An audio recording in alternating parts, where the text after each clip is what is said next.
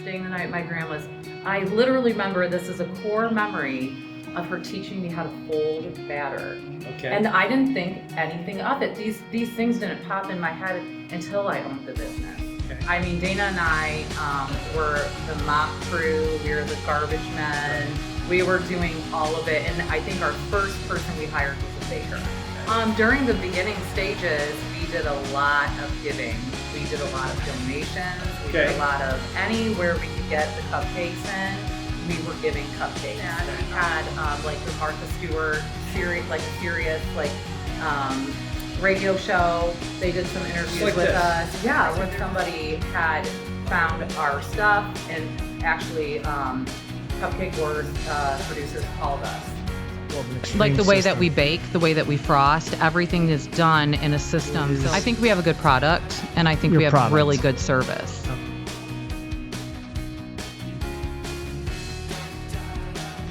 I'm Andy Golding, partner and chief strategy officer for Cupcake Enterprises. I'm excited about another episode of my new podcast, Toledo Works. In these podcasts, I speak with self-made business owners from Toledo, Ohio, to uncover their stories of success, perseverance, and triumph. This podcast is sponsored by Cupcake Enterprises. At Cupcake, recycling metal is not just good for the environment, it's good for business. This podcast is produced by Stewart Media Strategies. I am thrilled to welcome Lori Jacobs, co-founder of Cake in a Cup, Toledo's first all-cupcake bakery. They pride themselves on creating beautiful, flavorful cupcakes using fresh homemade ingredients.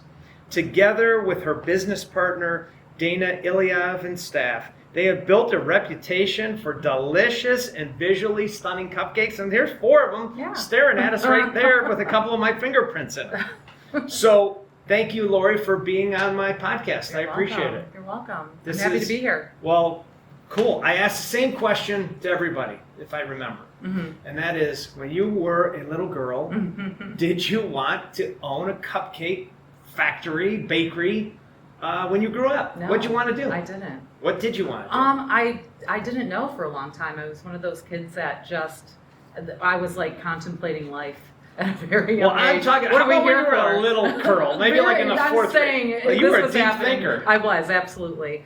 I really didn't know what I was even thinking of wanting to do until much later. I think I do remember at one point saying I wanted to be an astronaut, like at a very young age. Yeah, okay. I do remember saying that. And I think like a couple adults told me women couldn't be astronauts. So, you know, but just women showing can they own can. cupcake bakeries, And they started, and I think I was in grade school when you're like the first woman up in space. So, but yeah, I didn't think about owning anything. I later on thought I wanted to go into psychology or like kids psychology or something like that. And so where did you grow up in town? What high school did you go to? Did you go to college? Give me a little background. Yeah, I went. I grew up on the east side of Toledo. Okay. You know, it was kind of a joke. Nobody leaves the east side or, you know, comes to the east side. But I loved it over there. I had all of my family there, and I graduated from Waite High School, TPS, and I did start college at the University of Toledo, and then not decided, but I became pregnant with my daughter, who's now 28, oh my gosh. And my only child. So I kind of, you know, had to go a different path than school. So did you immediately go into business for yourself, or what Absolutely was your path? not. So tell us what your path. Tell us how you got to become Toledo's only cupcake factory bakery. Do you want me to skip all the, you know? Well, if there's some juicy stuff, I'd rather hear some juicy stuff. I feel like, you know, with having a child that young, and, you know, it's really difficult, and that's what led me into the restaurant business. Because you have, like, you can become a server, you can wait tables, you only need to do it like 2 to 3 nights a week at, you know, good places, and you can cover all your bills and your expenses, and you're not dealing with daycare, you know, usually it's family babysitting in the evening or night, or sisters, or whoever. So I just started in the restaurant business at that point. And where'd you work in Toledo? I worked at Tony Paco's. I did work. Oh, my first job was Golden Lily. Oh. I was a hostess Downtown at Golden Lily Golden Lily? downtown. Okay. Yeah. I'm still friends with that family, actually. Really? Yeah, Okay. he's over on Reynolds now. Yeah. And I still talk to David, and I see his son all over. He was in high school when I was there too. Okay. So that was one of my first jobs, and then I went to Tony Paco's, and then I actually worked at Carmel's, which is a Sure. Mexican restaurant in Tremainsville, back when the original owner owned it. Okay. You're hitting and all the Toledo hotspots. I know, right? Sure. And then I'm trying to think. There was another one. Oh, Grumpy's. Okay. I worked at Sure. Grumpy's downtown Garbage with Steph salad? and Connie. Okay. Yeah, I adored it there, and that's actually where I met my business partner. Okay. We were both waiting tables there. So you're waiting tables, Mhm. and how long from the time you were waiting tables until you started baking cupcakes? It Do was you quite like a while. cupcakes? I do. I eat them. I eat them. I love them. Did you like them growing up? Yeah, I mean, I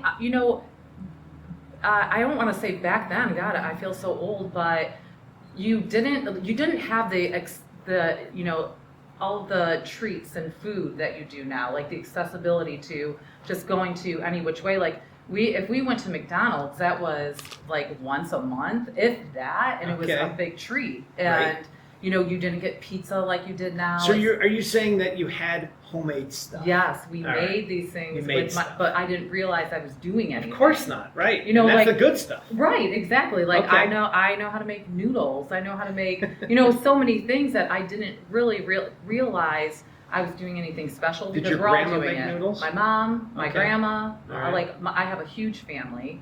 I remember my mom's youngest sister. She's one of 10. Her youngest sister. I was staying the night at my grandma's. I literally remember this is a core memory of her teaching me how to fold batter. Okay. And I didn't think anything of it. These things didn't pop in my head until I owned the business. Okay. Like as I'm doing it, that memory pops up like, oh, my aunt taught me how to fold batter. That's great. But at that age and back then, everybody made their stuff, pretty much everyone made their stuff homemade. Right. So you were just throwing together whatever you had in the kitchen, a Crisco. casserole. People were using Crisco. We still have some recipes with Crisco. For the And they're cupcakes actually or for frosting and cupcakes. There's Okay. a couple recipes that we use Crisco in, and they're some of our most popular cakes. That's amazing. My wife would never allow Crisco in the house. Oh, She would so never good. allow it in But the house. that's the stage that everybody went through where they're like, oh, you can't eat this, you can't eat Right. that, and I mean, it's all in moderation. That's why I like cupcakes. So now you're working at Grumpy's. Mhm. You meet your business I partner, meet my business partner. Dana. Mhm. Clearly, you didn't know you were going to be partners. No, then. no, we became fast and furious friends. We had like a little group there that all became really good friends with the owners of Grumpy's and outside of Grumpy's. Sure. And so then during that time, I met my now ex-husband, and I moved to New York City. Okay. And Dana and her husband became friends. Like her husband became friends with my husband, and they would come to New York and Okay. visit, and we would visit them when we came back. So we all became like a really close. Did you friend have the group. time when you were working at Grumpy's with Dana to just like party in Toledo? Was there any of Yes, that? was like my main goal. Anytime I did not have my daughter, we were going out. Like Okay. we would leave Grumpy's, and go over to the Dirty Bird Right. and have a few drinks. Like we really loved downtown, and Sure. Dana at the time lived downtown. Okay, well So, that's always yeah, good to have yeah. a partner in crime that lives Yes, downtown. Yeah. Right. So, and Grumpy's was only open for lunch. For lunch, yeah, it was So- perfect. And they did have some private dining, like some Right. fine dining for private parties on the weekends. Okay. So we would, work those Sure. parties too. So you're working the parties. Mhm. You're partying all afternoon. Yeah. My Yeah. son calls it darting, day partying. Yes. Um, I still prefer it. yeah. Like if I'm gonna have a drink, I'd like it to be in the morning. It is nice. I Well, I don't know about the morning, but But in I the mean, a afternoon. mimosa, Bloody Sure. Mary. That way, you I'm know. in bed by 7:30, Right, 8 o'clock. exactly, Right. exactly. I don't have all the pressure of having to go out late. Right, that night. right. So you moved to New York with your unfortunate or whatever Well, it's ex-husband. fine. Yes, it was. You moved a to good New York. experience. Yeah. You're in New York, Mhm.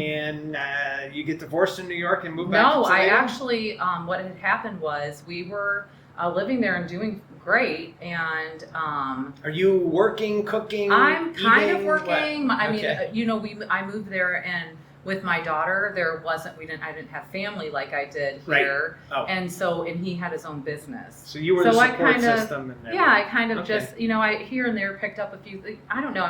I'm not somebody to just sit around. Okay. I do like to have a little extra cash and spending money and stuff. So even there, when I did pick up a job when my daughter got a little older and was, Right. Staying the night at friends or having friends over, it just became a little bit more convenient. I did start working at a local diner in the Upper East Side. Okay. And they were like super popular for their brunch. So I started working brunch there, every Saturday and Sunday, sometimes every other weekend.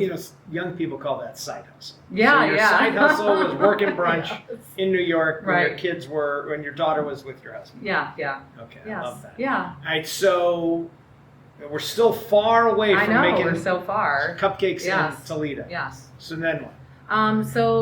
I actually came back here on a business endeavor that I was going to do with my business partner, like the four of us as a group. It sounds very fancy. Yeah. Business endeavor. Yes. Okay. And we were going to take over a small restaurant here that we, Sure, that's what a and business I was endeavor only sounds like. I was only going to be like, the plan was I was coming to help, like kind of get this thing moving. So we left our apartment in the city and we got an apartment here in Toledo, a small one. He started living in his cousins in Brooklyn because he also wanted to expand his business. Okay. Because I won't get into everything he did, but he wanted to expand. So we thought it was a perfect timing. We were just going back and forth, Sure. and How old are you at all this happening? I don't know, maybe 30, Okay, so you're 32, young. something young. in that range. Right. And everything fell apart here, and everything. The endeavor fell apart. flat. Fell like flat. Restaurant, completely no deal. nothing. What was the impetus of the falling apart? I think that maybe hard numbers showed up and Shit they got weren't- real. Yeah, and they Okay. weren't ready Right. to let go as much as they thought they were. You mean people were going to have to put in too much money? or- No, they weren't going to get as. I don't know. Maybe they weren't going to get as much as they wanted to. The people you were they buying backed the out. restaurant They from backed out. that didn't Yeah. want to sell at the price you wanted to buy it. Yeah, or it was numbers. They were just coming from the facts. It wasn't, Got it. it was even not negotiated. It just kind of fell flat. Like they were like, Okay. never mind, we're not doing this. So, Best thing that ever happened by that yeah, restaurant? I think so. I think Okay. so. I mean, who knows? I don't know. Right. Yeah, I could have both now. Well, You never know. is that restaurant still open and flourishing? It's fine. Yeah. Okay, it's fine. good. That's cool. So anyway, so that falls apart here, and then all of his stuff is like falling apart. Like they're moving to a bigger building on the Hudson. They're like it's just not working. A bunch of stuff. They lost a ton of money. And so now we're like scrambling. Like all of this that we had and what we thought was going to happen wasn't happening anymore. So I'm over here like not sure what I'm going to do. I'm thinking of like where I'm going to go work just to like keep things going. Yep. And in the meantime, I'm shopping at TJ Maxx. Now we're getting to the cupcakes. Now we're getting to So this is like the evolution of the entrepreneurship. right. Sounds like Everything it is. to me, everything in my experience of this is out of necessity. I love it. It just is like Things are going bad. yes. You can see it happening. The world is crumbling. You're Yes, clearly not I've had sleeping plenty right. of practice. Okay. Having a daughter that young and you're just constantly, it is a hustle. Yeah. Actually, now that you're saying it like that, I never thought of it that way. How am I going to hustle to make Yeah. stuff work? Yes. Because if yes. I don't, probably no backstop. Right, It's right. not happening. Yes, yes. Okay. So I was shopping, and how I'm shopping, and I'm worried about money. Like that's just Well, you're a a whole TJ other Maxx. problem. You're a TJ yeah, Maxx. I'm at TJ Maxx. I find this cupcake, cupcake recipe book. It's like a hardcover, little tiny, from scratch recipe book for Mhm. cupcakes only. And I get it. I buy it, and I think, oh, I'm gonna make all my nieces and nephews and my daughter some cupcakes for Valentine's. Like that's what I'll do instead of getting them gifts. Sure. I'm Nice. saving money by Yeah. getting a book at TJ Maxx and using all the ingredients I have at home. Right. With a few here and there that I have to pick up. Okay. So I bring the book It's on home. sale. Yeah, it's Book's on sale. It's too. like $2.99. You're like I saving still have money. it. You're I still saving have money. it. Right. It's got batter marks on it. Cool. My grandson likes to look at it. Aw. It's really cute. So, Okay. so I get this book and I start making the cupcakes. And I realized during that time that we always made box cakes. Out of all the scratch baking and cooking, Right. that we always made cakes out of boxes. So it was just kind of a new experience for me. And I made the cupcakes. I had extra. My mom worked at hospice. I gave them to her to give to nurses, which is, giving. Oh, And sure. so I give to the nurses. And within like a few days, my mom's calling me and she says, hey, so-and-so wants to know if you would do cupcakes for a baby shower. And Sounds I'm like, oh my God. Like cupcakes, like there's already cupcake shops in New York City. We Right. frequented them. Sure, of course. And there's nothing here at this time. I don't even think we had Starbucks. It's There's Toledo. not a lot It's of great bakeries in No, Toledo. no. There are a few though, like, family, old, Sure.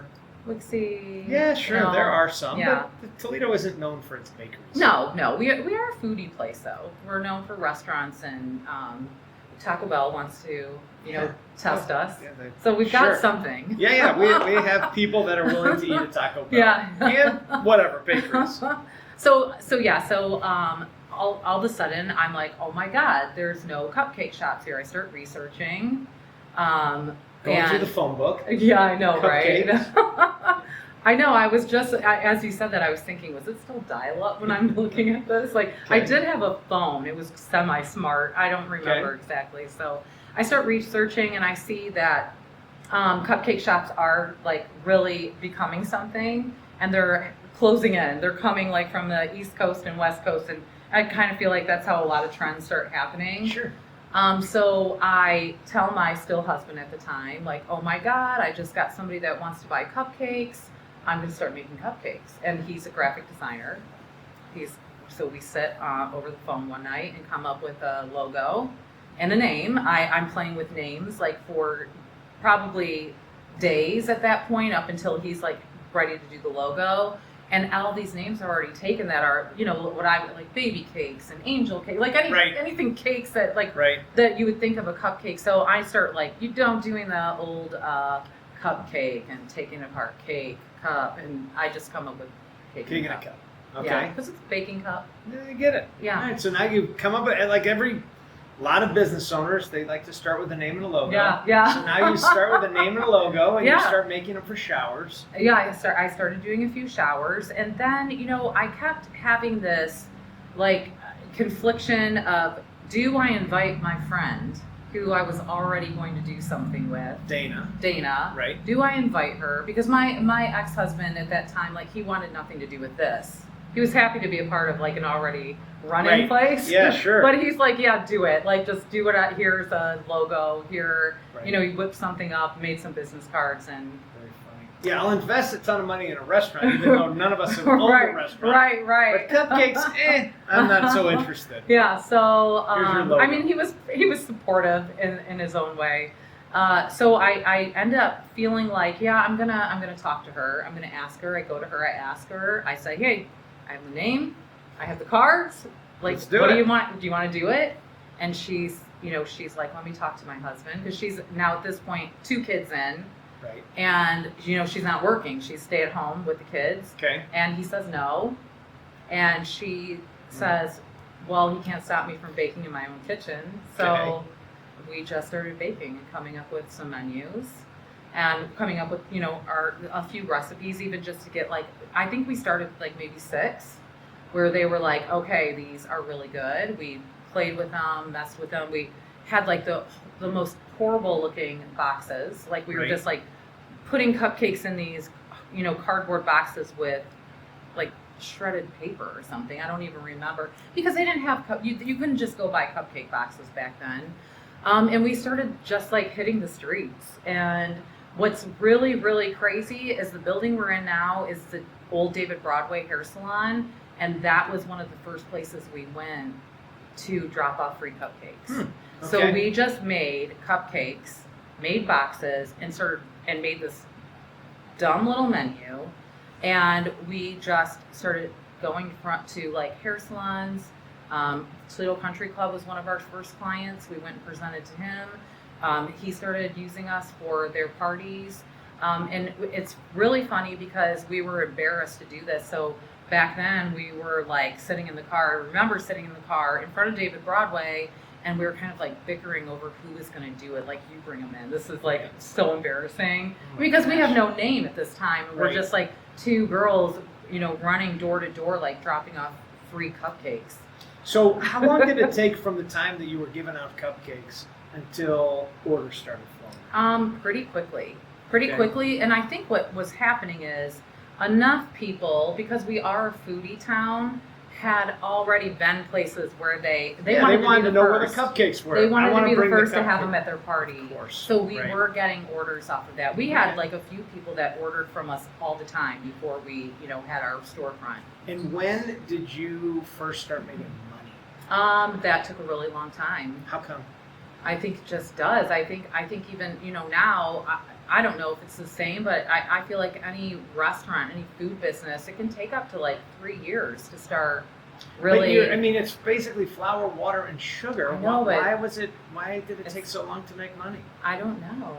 It just Were you doing it out of your house, or was this when you were in bricks We were and doing mortar? it out of our house. All right. So when we were doing it out of our house, we were making money. But then once you get into the brick and mortar, Overhead. you have all the overhead. Staff. So yes, and Okay. we were very, very. I mean, Dana and I were the mop crew. We were the garbage men. Right.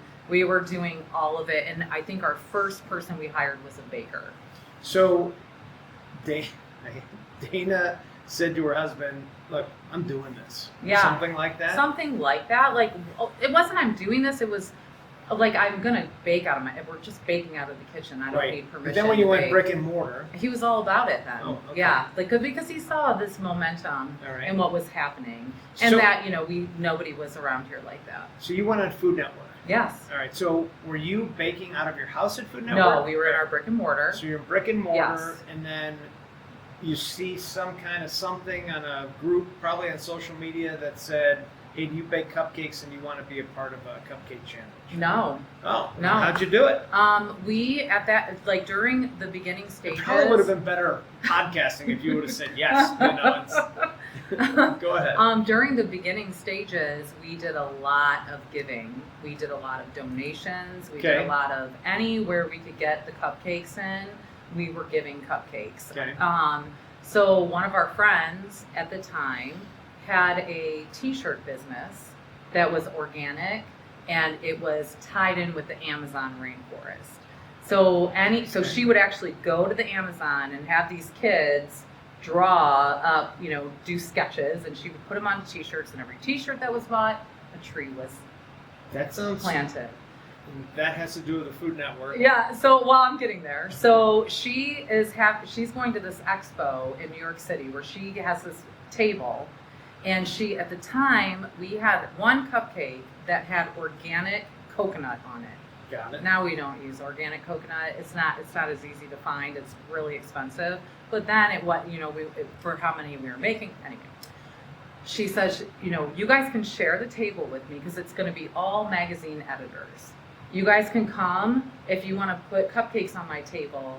It would look good for me. And if you guys want to print anything out and have like a little bio of yourself, you can do that. So Dana and I made all these cupcakes. We pack them in the trunk of her car and we drive to New York City. And so we had like a little sheet we made up of ourselves. We had a cupcake in each one besides the cupcakes we were giving away, and we were giving these little bags to each editor. Okay. So through that, we had like the Martha Stewart series, like a serious radio show. They did some interviews like with this. us. Yeah, where they're just like, oh, let's call these people. And they're, asking like, oh, how do you use lemons and things? Like, just we were like going to get to basic. that. We were going to get to that. So through that, I think somebody had found our stuff and actually Cupcake Wars producers called us. That's awesome. Yeah. So Cupcake Wars goes on TV. You guys come back. You're the heroes of town. Yeah. And business goes through the roof. Yeah, tripled. That's amazing. Yeah, tripled. And you're But I making can money. say it took us 3 tryouts to get on Cupcake Wars, and they called us every time. So And then you're making money, yeah, then we're making money. and your business still makes money. Yeah, it does. That's fantastic. Yeah, I mean, we've gone through. I mean, we had COVID, Right. so there's been. I mean, What all was the. your pivot? What do you mean? I mean, what did you do in COVID? If people weren't coming into the stores in COVID. We went down to Skeleton Crew. Okay. We were thankfully allowed to stay open because we were considered food. Cupcakes are essential. Listen, we needed something Sure. to make us feel better. Okay. And so we were able to stay open. We went down to a very, very bare crew. And I don't know, like sometimes I don't know how we made it So- work. Along the way, so you're in your third location. You've had one location on Central Avenue. Mhm. Well, 2 locations on Central Avenue. One at It's Cricket all West. central, we won't leave. Yeah, you haven't left Central I Avenue. know. One in the Sylvania Township area. Yeah. How come you moved? Well, the Sylvania Township area, we've been there 15 years. Right. On the Cricket West, it was kind of like an opportunity kind of fell into our laps that we just wanted to see like if it was going to be, because they were trying to make that plaza at the time very local. Right. And we kind of thought, well, if it works out down there, maybe we would just move everything down there. Okay. So we had enough, we had enough people and money at that time to try it and Okay. to see where it was going to take us. And that place always paid for itself, but we never made, our Right. employees always made money off Sure. of it, but we never made money off Covered of it. overhead. Yeah, it covered overhead, it covered, all of that, just not us as owners. Right. So, Did it help your brand having 2 locations? No, not really. Not that I can say. I mean, it's possible that I don't know. I really don't, I don't think so. I feel like, when we did decide to do that, I did think of a couple other dessert companies in this area that have tried to do this. And the problem with the thing about Toledo is it's a driving city. Right. So everyone's willing to drive 15 minutes, and it's 15 minutes to everywhere. So I don't really know if it helped us being, 15 minutes from your other minutes location. away. Right. How come you Yeah. didn't put it on the east side? I don't know. I didn't want to drive all the way over there every day. Okay. I mean, I don't know. And like I said, we did think we would move the whole establishment that way if it turned into something, and it just never did. And so we let that place go. And then the David Broadway kind of came in, kind of also opened itself up to us. And after COVID, and everybody opening up their mom and pop shops. In the meantime, we've got Nothing But Cakes, and franchise opening up not even a half mile up the street. Right. We just felt like we had to do something to stay relevant because, we have a very small place that we only make cupcakes out of. And we just thought it's now or never. And we jumped. Is your core value we're only gonna make freaking cupcakes? No. Don't ever talk to us about cookies or. No, we actually Chocolate started a pretzels? cookie bar line. Okay. So before Crumble came, I'm a little bitter on these franchises only because they're still local people bought them, but they're still a franchise. I'm bitter. I'm gonna say that. And Okay. and they're opening right next to, down here on Central. What are they coming here for? And I think, is it because our numbers are we've been here so long? And they're maybe looking at it from out of town, it looks like this is the place to be for a bakery, but I'm not sure. So, but it did, when Nothing But Cakes opened up down the street from us, that did take a small hit on our sales. Yeah, well, because it was the hot new item. Right. So how do you keep cupcakes relevant? 15 well, years is a long time. 16. 16 We just years. celebrated our 16th birthday. 16 years to keep cupcakes relevant. Oh my gosh, that's really crazy. I don't know. And what started out as a trend. I mean, Exactly. I mean, to stay open on something that was a trend Yeah.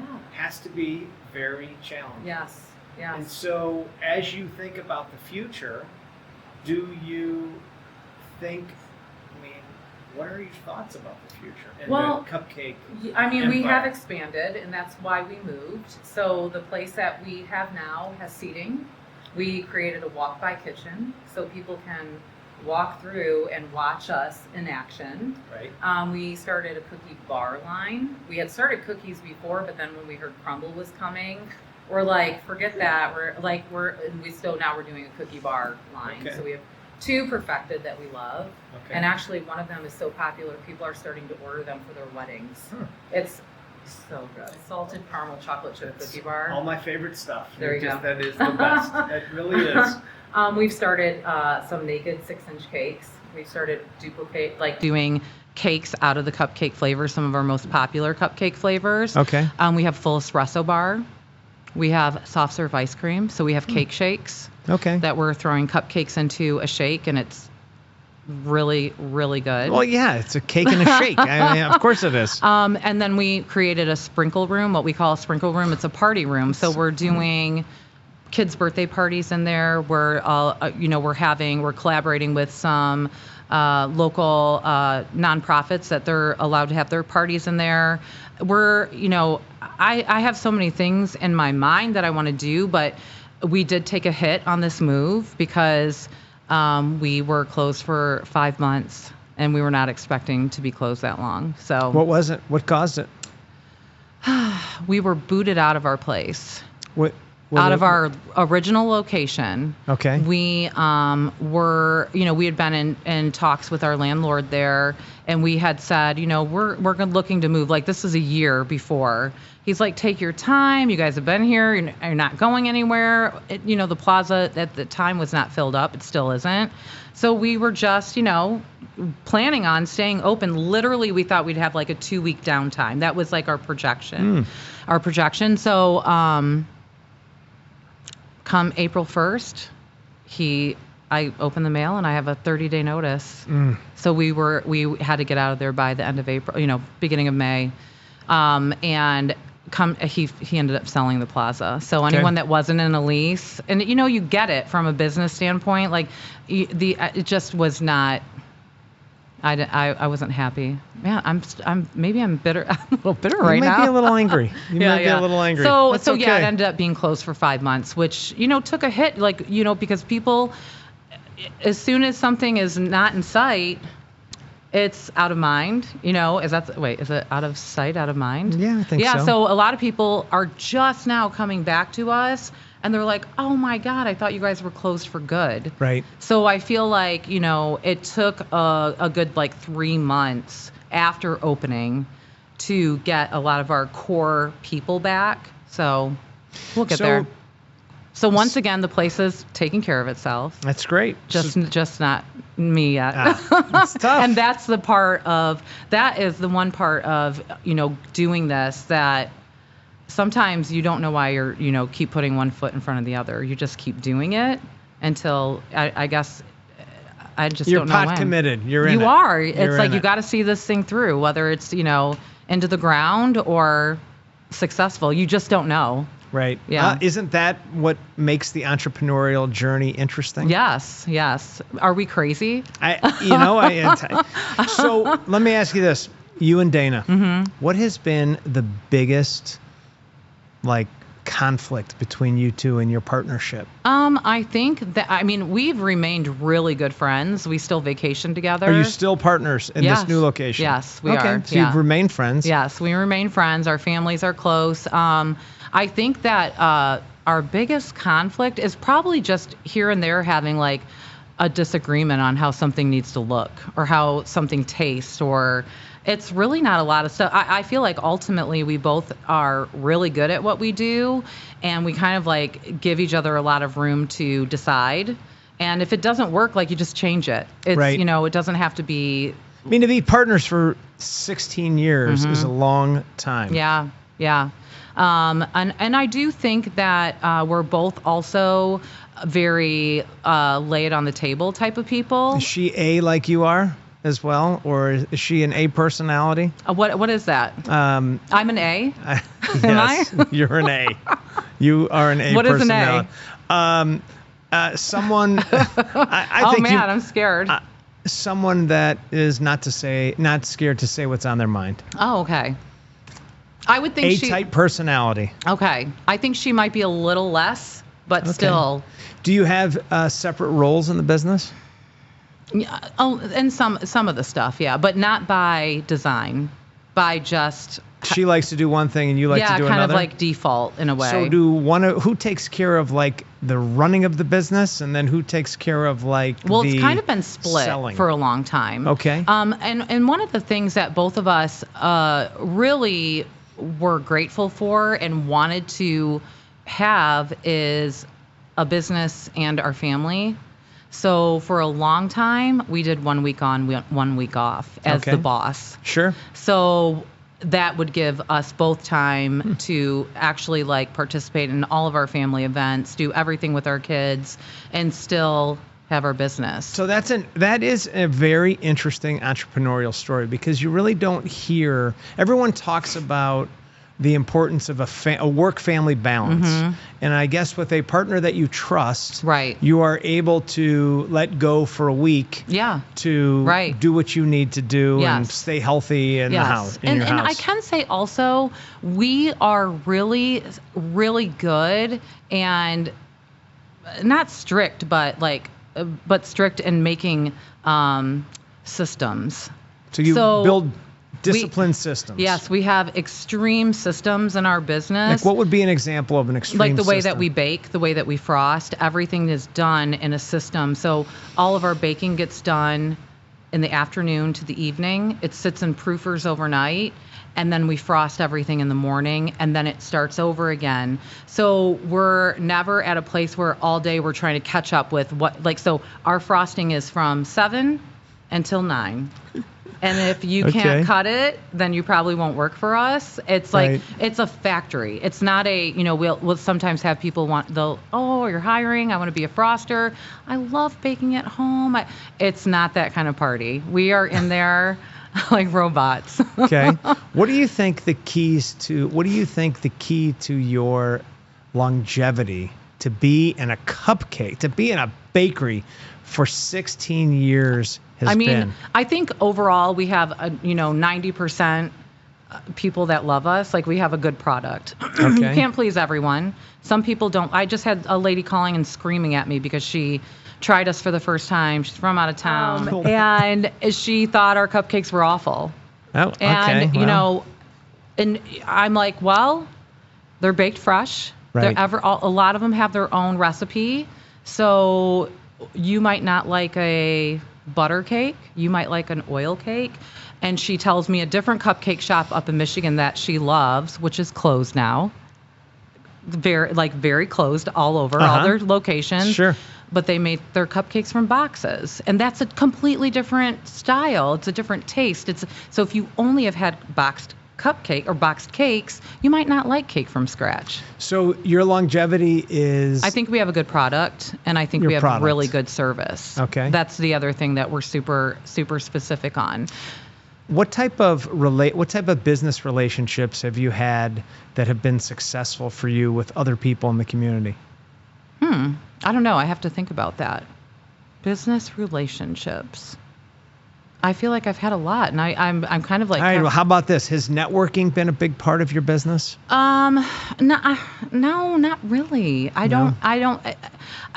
don't know if it's because Dana and I didn't grow up corporate, so it was kind of always like we didn't want to do it. Well, are you in making? I mean, networking. I have to imagine that networking is what's helped you grow your business. You had a friend who tried it, who told another friend. Yeah. I mean, I guess that could be it. I mean, I was saying that we gave our cupcakes away a lot to events and stuff like that. And we still donate to plenty of local, we donate, every year we, support the University of Toledo, the Lady Rockets. Like we love their coach. We love them. Sure. We do quite a few donations every year, like big ones that they count on us every year, and we supply for them. Aside from the 5 months of being closed, which I'm sure is in the top 10 of the worst things that have happened. Things. Like I sat there in the new construction, like staring out the window, like, what is happening? You know, Right. like what? It was awful. So aside from that, which is terrible, and of course COVID, Right. what has been another issue that you guys had that maybe you didn't expect? I would say still now the prices of all the groceries. It's So the one of commodities the to make the worst we've to ever make it. seen. Yes, absolutely. And without like skyrocketing your product, like Right. this is probably the high. I mean, when even just before COVID or even during COVID, cream cheese, like a 3-pound block of cream cheese, I think the most expensive it would hit was like $8. Now it's $19.99. Wow. That's a huge difference. Sure. So I'm seeing just recently like some of the things coming down like by the dollar. Like Crisco is quadrupled. Okay. It's outrageous for what it is. So And so how do you do it? I mean, because people aren't gonna pay $9 no, for they're a not, cupcake. and especially now they're tightening their wallet. So we so how do you do it where you don't cut? I have cut The product, the product's not getting cut. But what I did implement during this time is like literally, I'm only buying for what I'm going to sell. So that means I buy just enough butter. Like I'm not sitting on any product right now. Where before, just for the convenience of it, we might have a month's worth of butter sitting there, which is a ton. Sure. And now well, I'm in my business, that's 2,000 pounds. Yeah. You weren't sitting on 2,000 pounds of butter, were you? No. All Okay, that's right.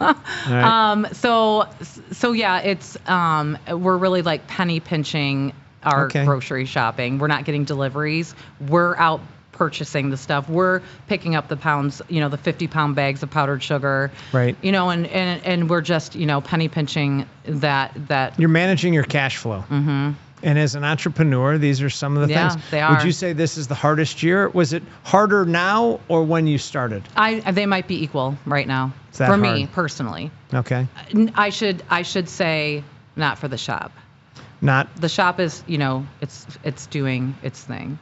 Okay. The shop is running itself. It's taking care of itself. Your systems are working. The systems are a go.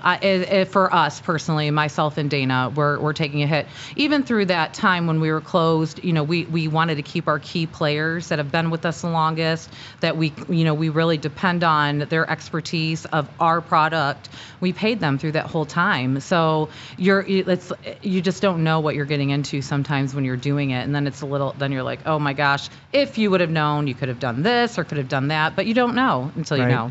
Yeah, being an entrepreneur, from your story, I mean, it's really, your story is great. Mm-hmm. You started out a love from food, which was your love of it sounds like being with your family and what they made. And it's extended into a Toledo brand now. It is. And that's crazy. That is crazy to me. Like, the University of Toledo, the business... Family Business Center. Yeah, the Family Business Center. They did a contest with our shop for their students where they came and they created teams. They did a really long interview with me. All the students got to watch. They all came in to check the shop out, see what we were doing, to come up with ideas for the shop. They were going to win scholarship money, so they narrowed it down to 5 teams. But watching these kids work on my business, it was just it was insane. I couldn't believe what I was seeing, and I was tearing up. I was stopping myself from hysterically crying as a judge, because it's so it's just so beautiful, that you created something that other people are looking at and saying, oh wow, this is amazing, this is what I would do with it. Oh my God, that's so crazy. That's great. Yeah. So speaking to yourself when you were young with a child, if you could speak to yourself, go back in time, however that works. Yeah. What would you say? I don't know. I mean, there's so many things that I've learned through this, and I think just the having a child at that age and the shame of it and all of that came along with it. It just I just wish I could give that person just some confidence and some it's okay. It's things will fine. work out. Yeah, they're fine. It's fine. I would totally be a completely different person now. Even when I look back and I think, oh my God, when I lived in New York, I could have, I got my real estate license there. I'll do everything. I'll do anything. I didn't even rent an apartment. I just went through the whole thing, got my real estate license. And then I'm like, oh my God, I never have a babysitter. I can't do this. I'm, telling my husband, I can never do it. Getting mad. And I thought, oh man, now with all the, reality shows, I should have dressed her up exactly like me and took her. It's New York City, but you don't know that. You're in your bubble and you don't have the confidence to think outside of the box, So I would give that to that person. So you would say be confident. Yeah, and be things will confident. work Think out. outside of the box. It doesn't have to be a black and white situation. And sometimes when you're desperate, that's all you can see is one or the other. So yeah, thinking out of the box has really helped a lot. And that is the theme of your business, because other cupcake makers make it out of the box, and you refuse to do that. Yeah, absolutely. So, well, cool. Yeah, so, I do want to touch on one other thing. Is that okay? Yeah, of course. It's a crazy story about myself and my business partner. Okay. During the first... I hope it's really crazy. It is. Okay. During the first stages of our build out of our first place, yes, we are together all the time. We are driving everywhere, picking up tile, we built the whole place out on our own with, her husband and his father. I learned how to lay tile. I can do it all. I can plumb, to a point. Anyway, we're driving together again over and over, and she's bringing up that she just found this box of Momentums. Her father passed away when she was 16, and of his stuff. She was cleaning out her grandma's, and she found this menu of a restaurant that her dad and his parents owned a long time ago. And she says it was the Woods Inn. And I'm like immediately, I'm like, the Woods Inn, that's out in, Oregon, out in Jerusalem Township. It's not there now. I said, what were they doing out there? And she said, I don't know. I said, I think that's a restaurant my family owned. And she was like, no way. I'm like, I'm pretty sure they did. So I call my grandma the next day. Wow. And that's exactly what it was. It was the Woods Inn, and they bought it. My grandpa's sister, husband, and one other part of the family bought the Woods Inn from Dana's grandparents. That's amazing. Yeah. It's a small world. I know. I have friends that say all roads lead back to Toledo. I know. What the heck? That's amazing. Well, Lori, I really appreciate the time. This has been great. Yeah. I think that your insight into your business and your honesty about sharing about how difficult it is to run a business has been fantastic. I wish it was all ice cream, or I wish it was all cupcake sweet. Yeah. As the cupcakes taste. It's fine. It will be. So, well, good. Well, thank you very much for doing this. You're I really welcome. appreciate it. You're welcome. And now it's time to eat some cupcakes. So let's do this. Cool. Thank you. You're welcome.